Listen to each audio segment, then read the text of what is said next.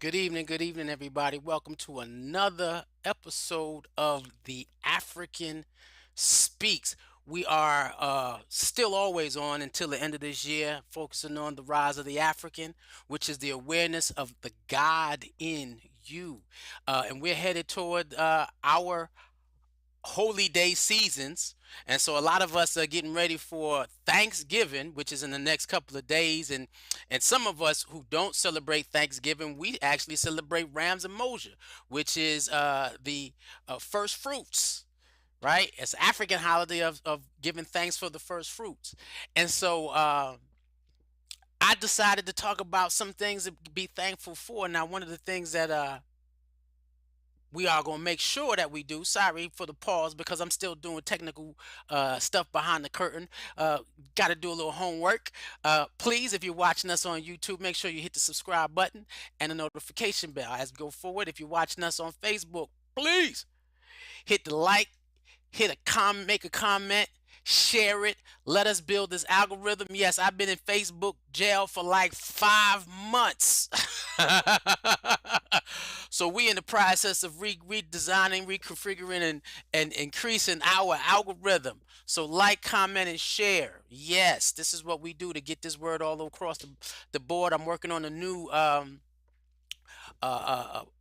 social media promotion. So we doing these videos. We build it. Now tonight's topic is 8 things God did during COVID. What? 8 things God did during COVID. Now, a lot of us are still feeling the effects of COVID. We're just a few months removed from the summertime, and we even had a kid in our summer camp come down with COVID. We're still having individuals catch COVID and test positive for COVID. Everybody's still walking around with masks on. There's a new variant of the flu that's out that's ripping through people's uh, respiratory systems. So we got to be careful. Now, coming out of COVID, we also are, or coming out of the peak numbers of COVID, we are also still feeling the pain of losing a lot of our lost ones, the pain of economic struggles, the pain of just recovery. Those of us who made it through, they said COVID leaves a scar on your respiratory system, so you're not even the same anymore. Mm. The pain of losing friends and family in regards to those who went out and those who decided to stay in. Some individuals was just like, oh, just you don't want to go nowhere, and they just leave you, not understanding that you're trying to focus on the 8 things that God was doing. We have some communities. I know the head of my spiritual community, Jemoji Menali Kamathi, said you're going to know a great institution who can come out of a pandemic greater than they went in. Hmm. A great institution is going to come out of the pandemic better than they went in. Not only an institution, but an individual. Because a lot of us don't live from the position of institutional power. We live from a space of we live in our individual lives. And so in that journey, if you want to sit down and Thanksgiving is coming, you're sitting down, or Rams emoji is coming, or just the season of giving is coming, and being able to be in a state of gratitude outside of a pandemic. Mm.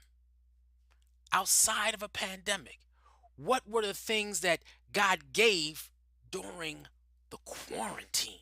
Mm. That's something that we're going to look at. Again, the 8 things, and I'm waiting as we come on, because this may not be a long one, this may not be a short one. I can't tell you how this is going to go, but these are the 8 things God did during COVID, during the quarantine, where we couldn't see the ones that we love. We couldn't go with the ones that we love to the places that they wanted to go. I know for me during the quarantine, we having a daughter who has lupus. I definitely didn't want to ever get sick because her immune system was so low. Dad said, I'm not going to be out there until, it gets better. And I made that promise not only to myself, but to God and my ancestors, that I'm going to do what I can to keep my household strong. And even after she's in grad school now. And even after she left for grad school, I said, well, that doesn't mean I jump out there in them streets, because it doesn't make them safe. I will go visit the individuals that I want to visit, and have individuals come and stop by that I want to come stop by, but I had to be sure of their bubbles. I had to be sure of their bubbles. Why? Because I don't know who you know, who you know, who you know, and then all of a sudden that I'm running with you and I got COVID and I can't do for a kid that has a zero immune system. That is weighs heavy on me, right? And so we are going to talk about what God was doing during the quarantine. Now we know that this is the making from the mind of man. This is from the making of the mind of man. COVID. COVID-19 was put together as a means to control population, they say. There's so many different conspiracy theories that go out with the development. Some people said it wasn't even real. It wasn't COVID that was taking lives. It was the vac, not the antibiotic that they were using. They used some hospitals used the same antibiotic that was used to kill Ebola, but that particular antibiotic killed 50% of the people that used it for Ebola. And you can look, and I looked it up in the medical records that they have according to this particular antibiotic, and it says it kills 50%. So a lot of what we were seeing, a lot of what was going on was man dealing with man. But what did God do? For those who are believers, those who, I have a church family who said, we're not closing our doors, because I can speak life to my congregation, and they are going to do the right things and live clean, and they're going to know that to be careful, consciously careful of the bubbles you go in.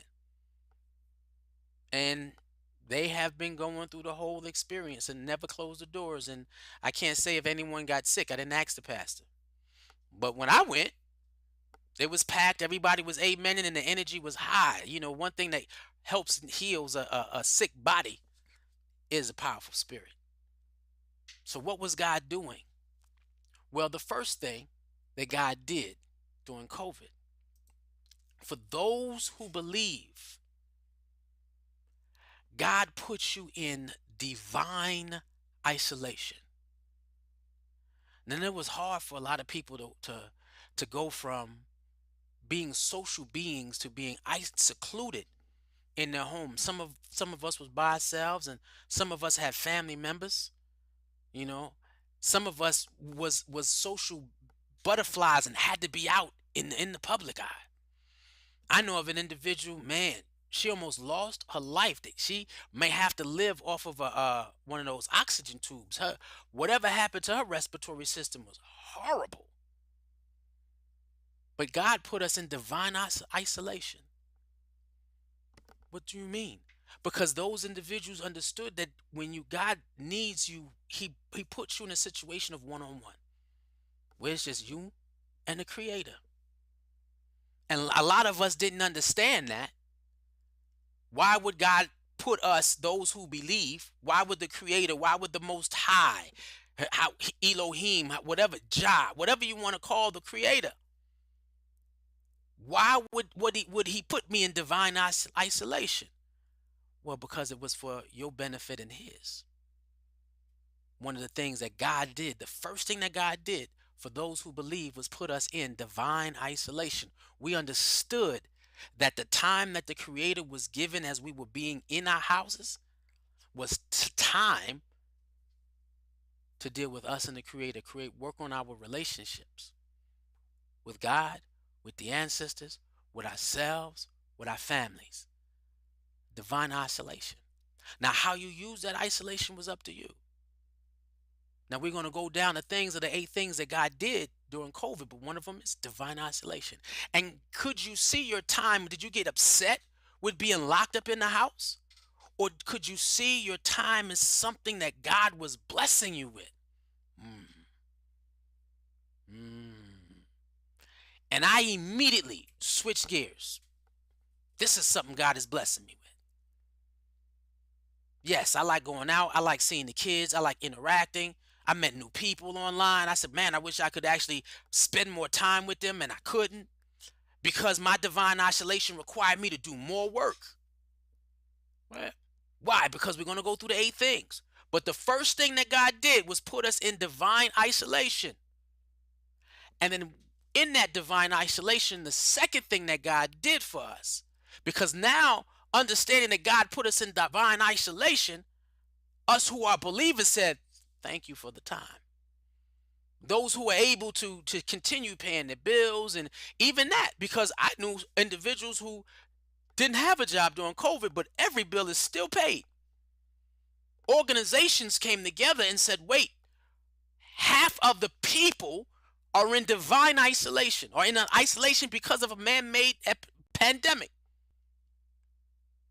And so we must make sure that in their isolation that they're able to feed, clothe, and house themselves. What you did with the monthly resources that the government released unto the families was on you. However, I still know families who are still living off those resources month to month, and they got it on the time. They hook up with those nonprofit organizations where they get their bills paid, rent, utilities, food, spending money. Rent, utilities, food, spending money. There were organizations who said, let us help you with your isolation. That doesn't mean the economy moved.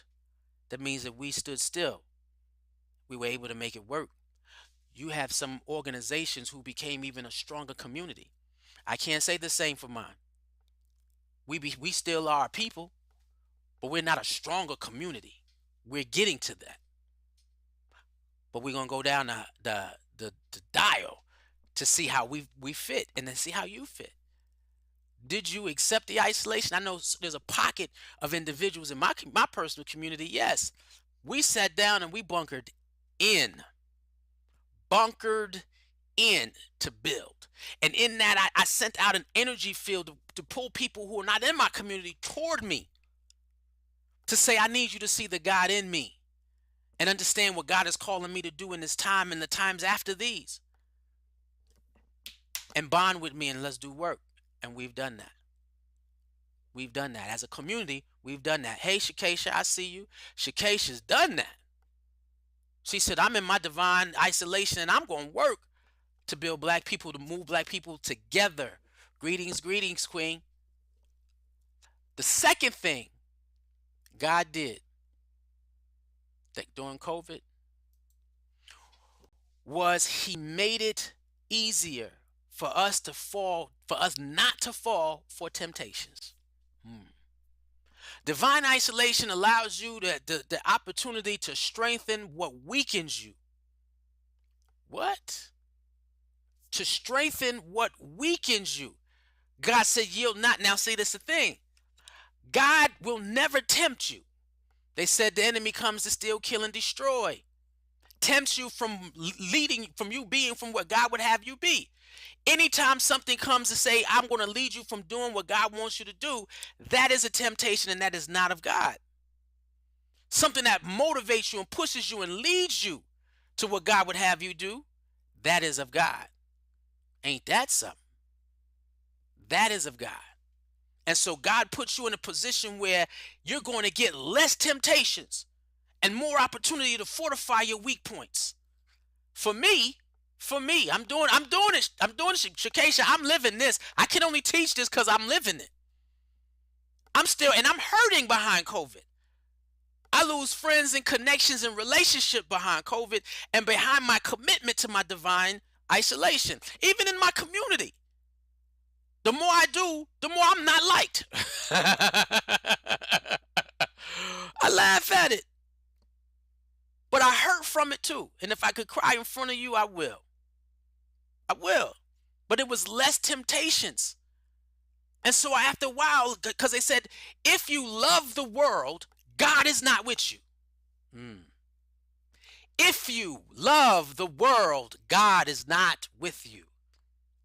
Ain't that something? So I began to let go of the things in the world that made it attractive to be in the world. The hard part is wanting to love, physically hold and touch and be around the ones you love. Hmm. And that wasn't happening. It wasn't possible. And a lot of times I chose divine isolation over intermingling. That hurt. But I understood what God was doing. Again, we talking about the 8 things God did during COVID. Number one was he put you in divine isolation. Number two, he made it easier for you not to fall for your temptations and gave you an opportunity to build yourself up so that when the world begins to open up, which it is now, you're not the same. You're stronger, you're more powerful, and you're ready for what the third thing God was doing. God was preparing you for your next level. Anytime I know God is calling me, there's a song that I sing from Zachariah Williams, I believe, One on One. And I'm going to play that song tonight and I'm going to cry all night tonight because I'm feeling some kind of way. I'm feeling some kind of way, but I know God is pushing me to my next level. And there are certain people and things and experiences that I want to go with me. But they have the power of free will, free choice. But God was preparing all of us for our next level. Now, in African spirituality, when you're talking about the world wants you to level up. Your next level is up here in the world. But in God, it ain't an issue of height. In African spirituality, it's an issue of depth. God is preparing you. God is preparing you for the next level of depth. Yeah, I understand, Shakesha. Hurt, yeah, that hurt is not easy. Hugs are therapeutic. Amen. Amen. And the ones that needed hugs that rely on me didn't get it. So it's not even the hugs that I needed, but it was the hugs that others needed. And I didn't give because I was in my divine isolation working on my next level. And am I moving? I'm moving and I'm grateful and I'm thankful and I'm going to be in deep prayer asking the Creator, yo, make sure that those who I'm supposed to, I should have been loving on and hugging on and interacting with, please open their hearts and soften their spirits and allow them to let me back in. Because I'm in my way to my next level. As we move on to the holiday seasons, moving on to this new year, moving on to Advent. What? Kwanzaa. What? New Year. What? Lent. Resurrection. Then Pentecost. We in the zone. We in the zone for those who take these next few months seriously. The third thing God did was prepare us for our next level down. The depth of God, the depth of our understanding that how we exist in the Creator. I can say in my next level, when people were watching me, I'm doing 5 classes a week, and of course I got hit by I got sideswiped by a spiritual attack, and it short circuit me, and I'm still trying to build myself up. Still trying to build myself up. And girl, you're right. I cannot forget Hanukkah. I'm sorry. That is the most powerful one of all, the Maccabee holiday. That's right. We are Maccabees. Yes, we are. And we celebrate Hanukkah along with Advent season, along with Christmas, along with Kwanzaa and New Year's. Hanukkah is that day. Hopefully the Maccabees got something special this year. Still working on this cyber experience. Y'all let's get it together, Maccabees. The fourth thing that God did, because we still talking about the 8 things God did during COVID. The fourth thing God did during COVID was give us spiritual tools to keep us on the path. Give us the spiritual tools to keep us on the path. A lot of us in the world fell by the wayside of what God has called us to do. A lot of us. And then when the world shut down, we didn't realize we in divine isolation. But when you come across individuals who said, yo, it's time to reach people where they are, because right now people online, and I was reaching, and I have individuals who said, brother, share your spiritual tools with me. And so throughout our classes, we talked about crystal meditation. We talked about yoga. We talked about just silent meditation. We talked about building altars, right? We talked about music, vibrations, and sound. We talked about aromatherapy. What? Everything that it takes for spiritual meditation, prayer, woo, ancestral veneration. Let's talk about it. We talked about everything. God, in its isolation, God was giving you spiritual tools. In there, some of us found out some gifts. Some of us had some dreams, some imaginations. Some of us had ideas of how can I go about this world differently? Ain't that something? Spiritual tools, ingenuity, ideas, and information began to pour in. And then the new ways to do what God has called us to do started manifesting. Some of us caught on it early and easy and switched gears and went off. Some of us are just still picking up, and it doesn't matter. One, because we're still in divine isolation. The world has not opened up economically because we're about to go through a major recession. Major recession. We don't know what's happening with now. Please, you got the Republicans taking back over because the Democrats, those who vote Democratic, got relaxed and lazy in our isolation and didn't vote, didn't come out in the droves that we came out when we saw somebody, when we had a tyrant in office. Now the tyrant coming back. We're gonna have to be ready spiritually for these next 4 years. You thought COVID was a problem. Y'all get ready when they try to again have another 4 years of rewinding all of the political advances that one party has already done. Ain't that crazy? So we got to use our spiritual tools. Another thing that God was doing hmm, while during COVID. Uh-oh, we don't know what happened to this thing. Let's get this right. So another thing God was doing during COVID, and I know y'all can still hear me, and we're gonna sit down and we're gonna work on this video because I don't know what happened to the camera.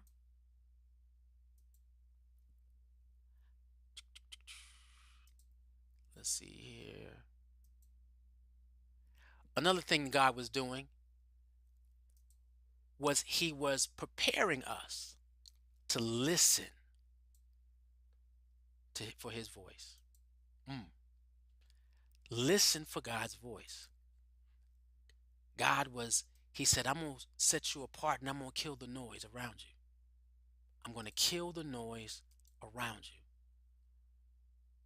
And if I can kill the noise around you, you can focus more on my voice. Now, that doesn't mean that during the world and during everything else that you can't hear God's voice. That doesn't mean that.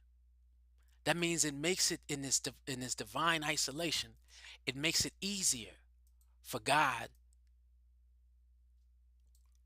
to talk to you, for you to hear God. Because God is always speaking. God is always speaking to you. The question is, are you taking time to listen? Now, in divine isolation, yes, during COVID, we all have more time to hear the voice of God. A lot of times we are functioning from our own understanding and from our own mindset.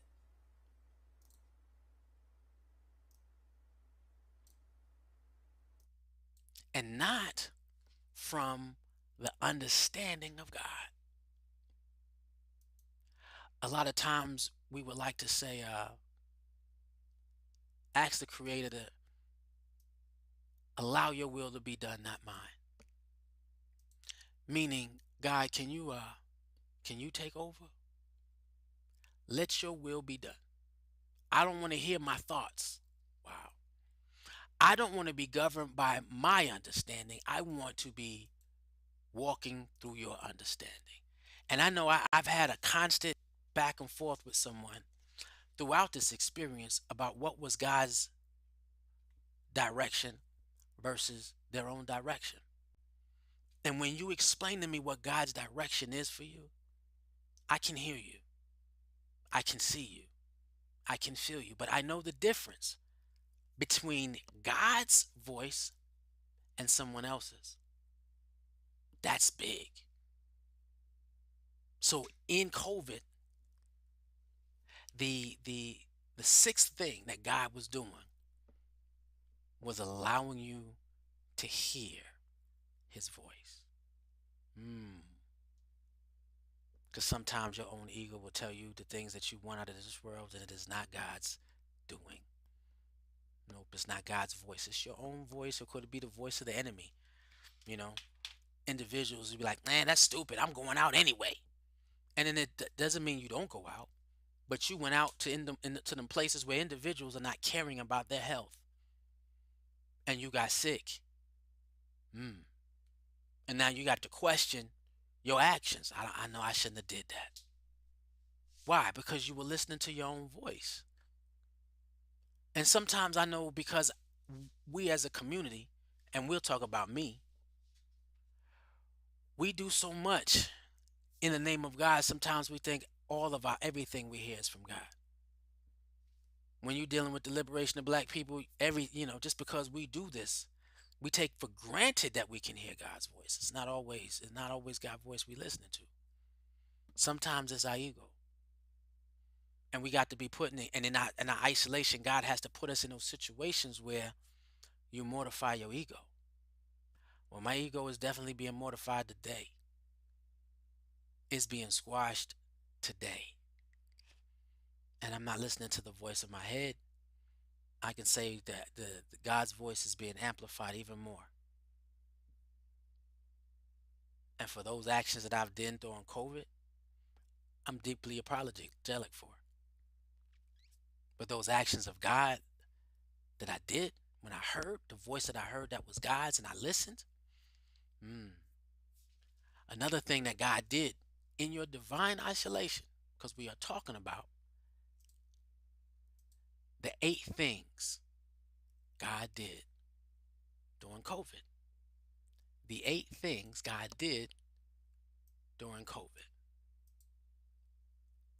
Now, the seventh thing, and before we go, I did the 8 because it was 7, and I said, let me make it 8.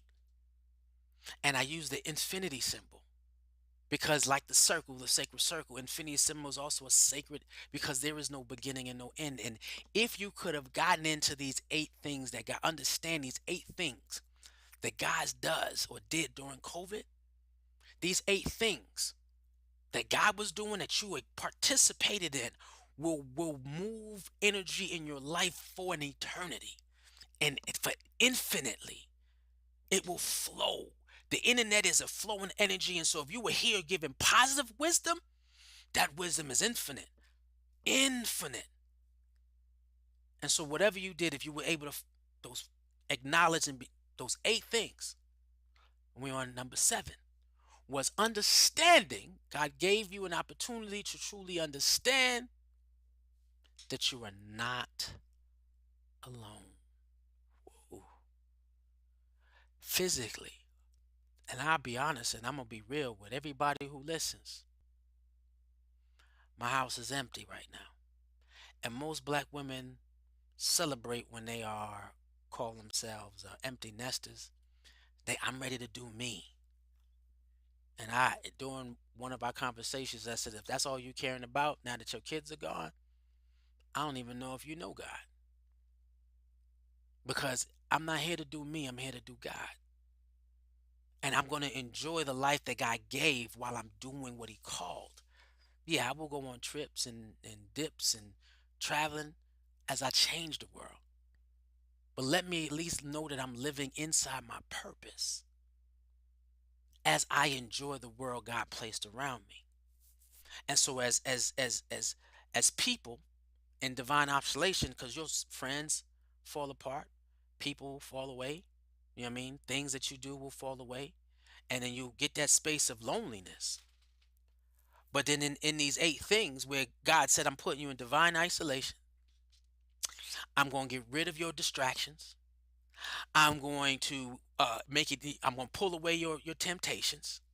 I'm gonna prepare you for the next level, and I'm gonna give you spiritual tools.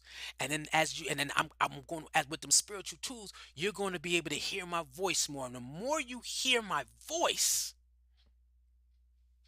the more you're gonna know that you're not alone. The more that you're gonna know that you can pour as these people are passing away. Man, I actually performed quite a few funerals this year. No, I didn't go. I performed funerals this year, homegoing ceremonies, celebration of life experiences. I had to perform them. And there was one that I did. God bless her and rest of the sister Solid, where her grandkids called and said, "We need you, brother Ajay." I wasn't even a Wallamu yet.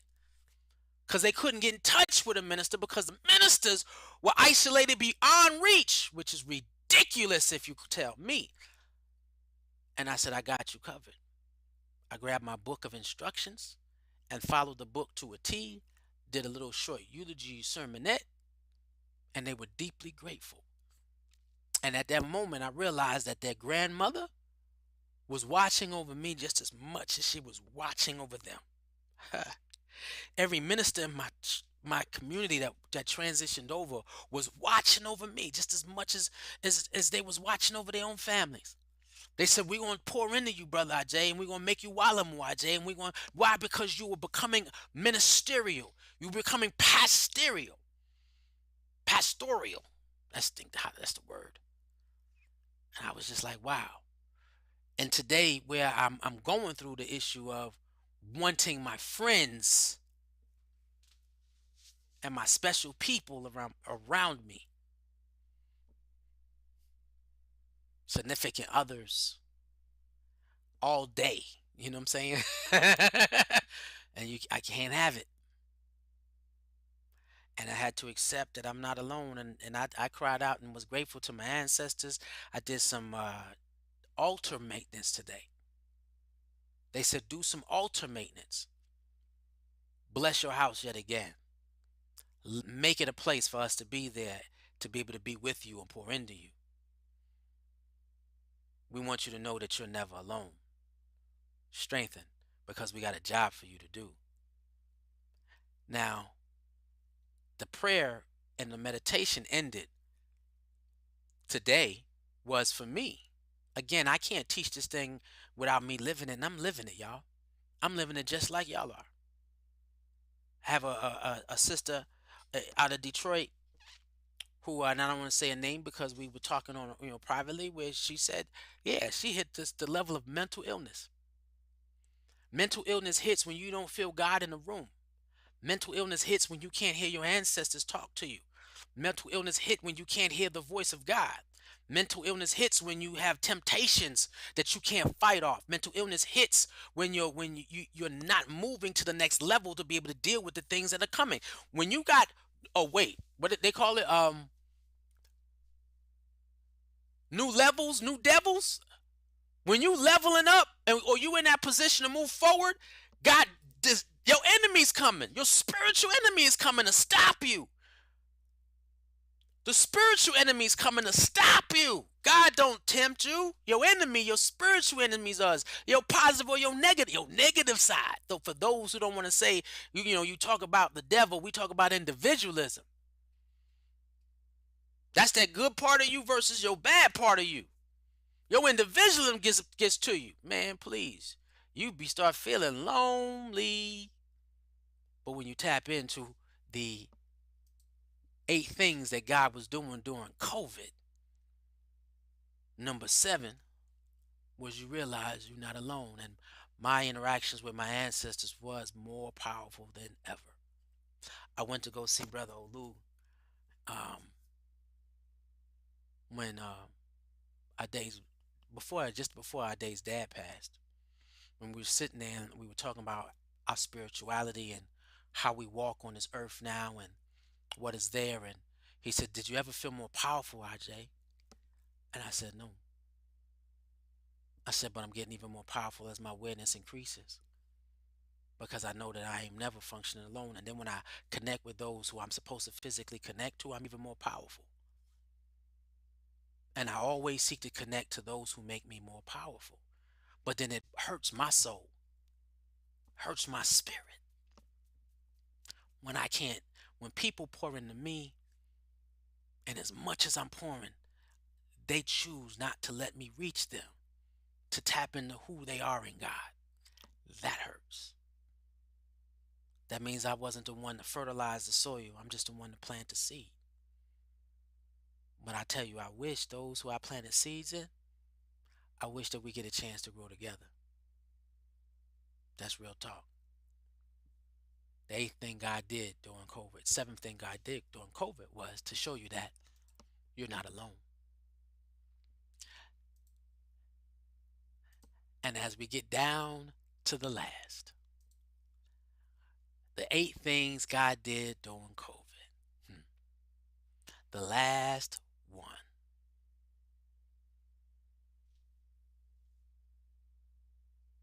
and it is all of these, well, we'll get to that, was God gave you more time to gain understanding to what his will is. A lot of us was running and running and hiding.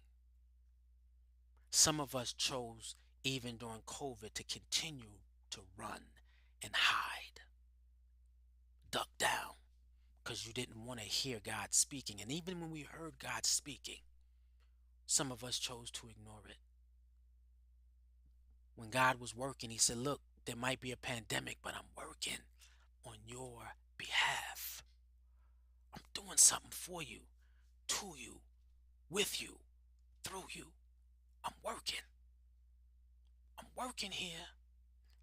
I just need you to understand what I'm doing." And then when you could see what God was doing, it was deepening your understanding of God's will, where you're choosing God's will over your own. Hmm. When we know what we want to do personally in our ego and our individualistic selves and ways, but then we also know what God is requiring us to do. I had a friend of mine, and she always used to talk to me about seeing my vision. And she said, and her name is Adrian, and she would always say, "I see your vision, and I realize how large it is, and I think about it every day because it is nothing but wow. It's a lot, and it is. How can a man who knows he's called to help liberate the minds of the younger generation continue to do this with the under knowing that this is God's will? I'm giving my life into this, and knowing that you got leaders around you who don't see you, but they can't help it. Why? Because I'm building a foundation that you can't ignore. Does that mean I have position? I don't need it. They give me title, but I make my position in God because I understand more. I gained more understanding to what God's will was for my life and what I am to do with it. And those are those eight things. And that is the greatest thing of all, because as the world opens, I want you to step out. As people were running and running and hiding, we have individuals who figured out how to make a living without leaving home. There are new jobs called contracting jobs. There's one thing where and I learned it from another friend. She sent me a text. She quit a job when they were making people take the vaccine. She said, I'm going to take it, but I to show you that I reject you mandating it to everybody else, I quit." Then she went out and became a contractor and is making, woo, she ain't never got to go to work for anybody else again. I can say how much she's making because I'm not gonna say her name. She's making over 300,000 a year now. 350. She wasn't making that when COVID hit. She became a contractor to multiple companies and just took off, told them what she was worth and took off. Sent me a text message like, yo, there's a new thing going on where you become a work from home agent and you sub it out to someone else. They pay you top dollar and you pay the other people about 20. And then you are the tech support for those people that you gave the job to. And all you're doing all day is checking in. And this brother who's doing it online, he got 6 contracts with 6 companies and he sent it out. So all he does is make sure that each person is doing the job, paying them $20 an hour because he's getting like 40, $60 an hour on all jobs because he's a direct contract. I was like, what? That's a move. God's will for you. So now you're making more resources to do more in your life, not blow your money. And some people's lives are so heavy that all they want to do is just hide and run. But wait a minute. Wait. What did God tell? What is God's will for your life, though? He just want me to travel and have fun. What? Where's the meaning? I had a sister once ask me, she on personal side, she said, so what's wrong with learning about other cultures? There's nothing wrong about it. Especially if you're going to teach people what you've learned. If you're elevating individuals to another level, something different. That is completely something different. Understanding the will of God. So that as we look at it again, God placed us in divine isolation. God placed us in divine isolation during COVID. God took away all temptation. God moved us to the next level. He gave us spiritual tools for the next to be able to maintain and sustain the path in which we're on. God made it easier to hear his voice. He lessened the noise of the world and increased his voice in you. God showed you that you're not alone. You're never by yourself, even when you're physically by yourself. And then God helped you gain deeper understanding to his will.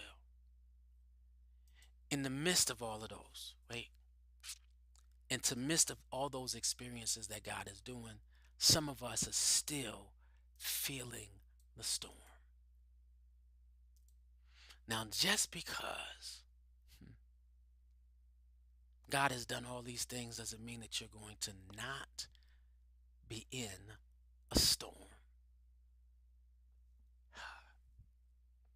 And if I tell you, this image is my spirit right now because I'm in the storm. And I'm okay because I can't duck it. I can't hide it. I can't avoid it. But if I stick to God, I'm going to endure it. And in that feeling that I can make it, because I'm not quitting, I can't. I don't know how. But in that space and that time, as I power through the storm, what I realize is that I'm always going to function from a state of gratitude. This is real, y'all. This is not just a lesson. This is something I live. This is something I am. This is my status now. Do I wish COVID never happened? Yes. Am I glad that I'm in COVID? Yes. Am I grateful for the experience that I had during COVID? Yes. Do I miss the people who have transitioned over physically? Yes. Do I miss the people who didn't understand the divine isolation that I was in and took a jet away? Yes. Do I want them back? Absolutely.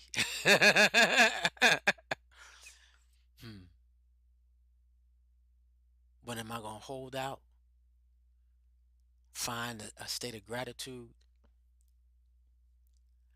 and be grateful?